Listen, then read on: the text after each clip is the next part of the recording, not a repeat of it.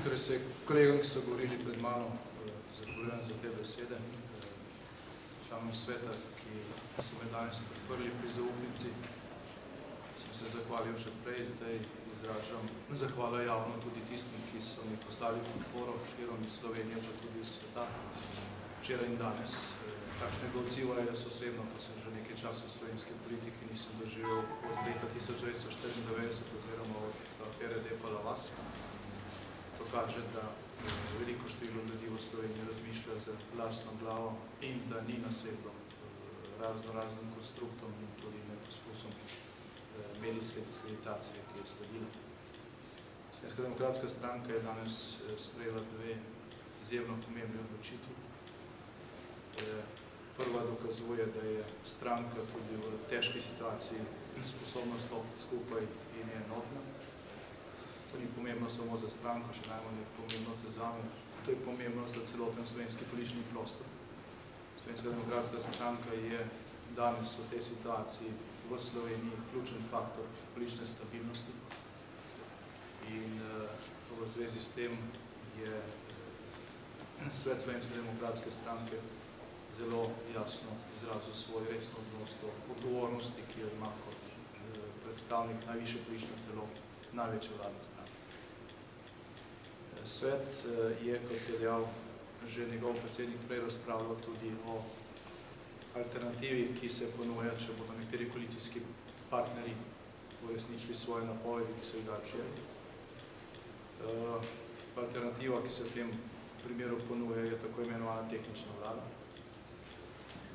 To ponudbo je svet Slovenske demokratske stranke danes soglasno zavrnil. Tehnična vlada za Slovensko demokratsko stranko ne pride v poštev, kar pomeni, da je ne bo. Tehnična vlada je bila možna samo, če bi jo podprle vse stranke, ali pa vsaj največje stranke. Če se to ne zgodi in se to ne bo zgodilo, je možna vlada neke druge politične barve. Tisti, ki jo bodo sestavili, bodo za takšno vlado prevzeli tudi politično odgovornost. Slovenska demokratska stranka se je danes odločila, da gre v tem primeru v opozicijo. Tam bo konstruktivna, vendar resna opozicija, s tem stranka nima nikakršnih težav. Stranka nima nikakršnih težav kot stranka, tudi v primeru, če se ti poskusi sfižijo in pride Slovenija v najbolj neprimernem času v položaj za ponovne predčasne volitve.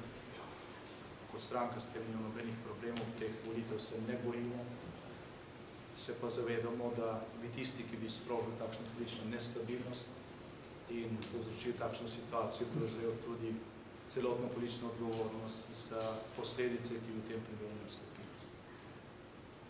Gre za nevarnost ponovnega padanja bonitetnih ocen v situaciji, ki smo jo komaj stabilizirali, za porast pribitkov na slovenske obveznice in podražitev kapitala, ki ga potrebujemo za koliko toliko normalno poslovanje in za zaustavitev ključnih procesov, ki zdaj potekajo za to, da se Slovenija potegne iz nevarnih kriznih voda in končno začne delati na tem, da ponovno rastemo in da se blaginja povečuje.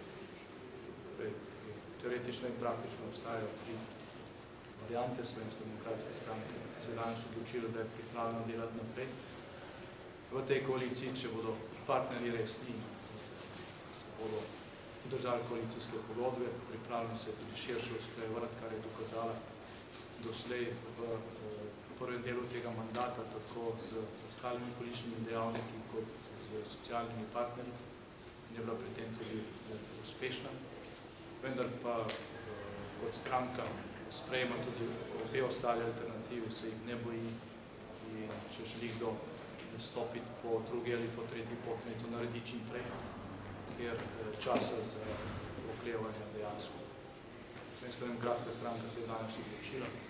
Pričakujemo, da se bodo ostali koalicijski partnerji odločili v prihodnjih urah, da to ne bo trajalo zdaj dneve, pa tedne in da bomo izgubljali čas in da bodo za svoje odločitve prevzeli tudi vso